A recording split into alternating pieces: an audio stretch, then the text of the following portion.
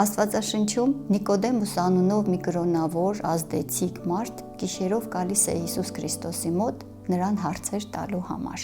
Նա իր ամբողջ կյանքը ուսումնասիրել էր Աստծո խոսքը, սակայն չուներ շատ հարցերի պատասխաններ։ Նա մի կողմ դնելով իր հպարտությունը, անտեսելով իր նախկին գիտելիքները, խոնարհաբար եկավ Հիսուսի մոտ և ստացավ ավելին, քան փնտրում էր։ Նմանապես մենք էլ ունենք շատ հարցեր, սակայն հասարակության կարծիքից ամաչելով կամ հպարտությունից ելնելով, այդպես էլ մնում ենք անպատասխան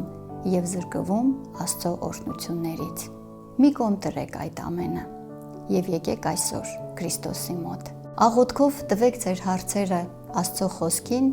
կամ հոգևոր բանիմաց մարդկանց։ Գտեք ճշմարտությունը, որը կարող է լիովին փոխել ձեր կյանքը։